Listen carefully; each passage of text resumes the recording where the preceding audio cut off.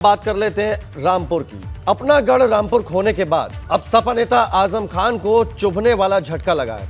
लखनऊ में बतौर विधायक आजम खान को मिला सरकारी आवास अब रामपुर से जीते भाजपा विधायक आकाश सक्सेना को दे दिया गया है।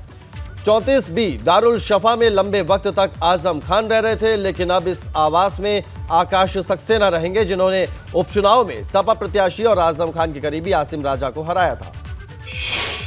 भाजपा के नवनिर्वाचित विधायक आकाश सक्सेना ने पहले आजम खान के गढ़ रामपुर में कमल खिलाया और अब आजम खान का सरकारी आवास भी उन्हीं के नाम हो गया है। हमारे साथ में समय आकाश सक्सेना जी हैं, उन्हीं से बात करते हैं। आकाश जी, पहले तो रामपुर का जो किला था उसको ढाया, कमल खिलाया, यानी उनकी सीट को हथिया लिया आपने, और अब जो उनका सरकारी आवास था वो भी बतौर विधायक सरकारी आवास आप ही को आवंटित हो गया। अब देखिए, ये चूँकि एक नियम है कि किसी को जब घर तो दिया ही जाता है, तो मुझे भी अभी पता लगा है कि 34 भी अलॉट किया गया है, तो ये तो एक प्रक्रिया है। ये अनार उगा के हर साल 1 एकड़ की जमीन पर 10 लाख कमा रहे हैं।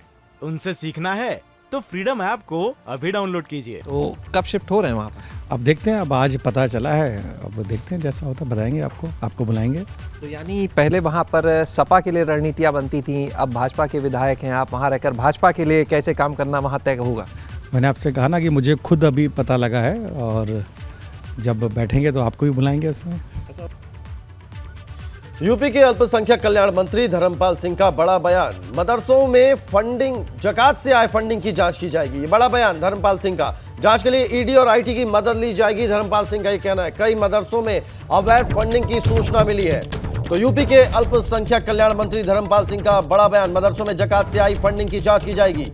जांच के लिए ईडी और आईटी की मदद ली जाएगी। कई मदरसों में अवैध फंडिंग की सूचना मिली है। बड़ी खबर आपको बता रहे हैं, देश में अशांति फैलाने के लिए फंडिंग हो रही है।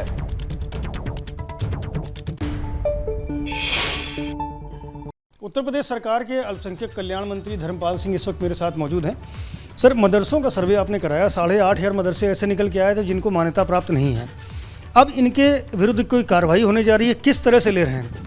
देखिए, जो मदरसे कानून की परिधि में नहीं हैं उनको एक अवसर देंगे कि वो कानून की परिधि में आवे, और जिन मदरसों की फंडिंग जैसे जकात और दान से दिखाई गई है, तो वहाँ ऐसी स्थिति नहीं आ रही है सूचनाओं में कि वहाँ जकात और फंडिंग देने वाले, दान देने वाले लोग हैं, तो ऐसी फंडिंग की भी जांच हम कराएंगे।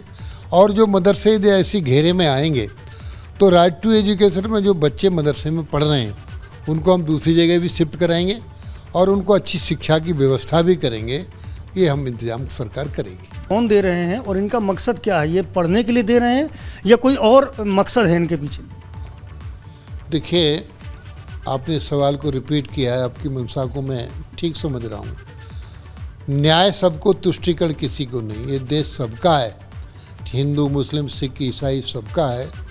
ये देश के प्रति आस्था नहीं होने के कारण से फंडिंग देश को बांटने के कारण से हो रही है।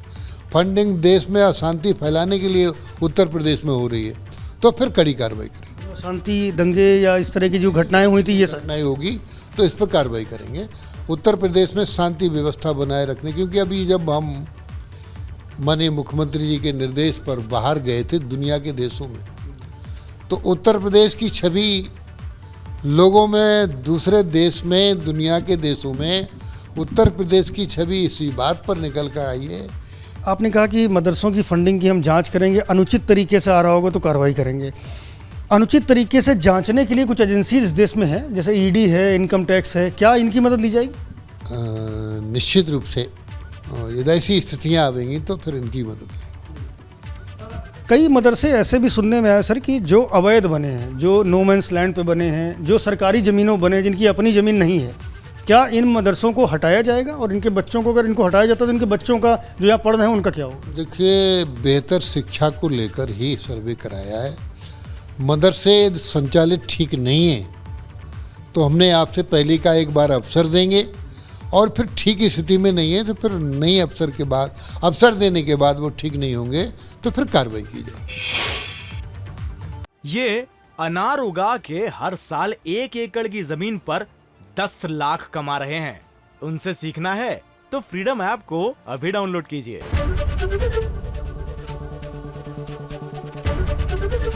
एबीपी गंगा, खबर आपकी, जुबान आपकी।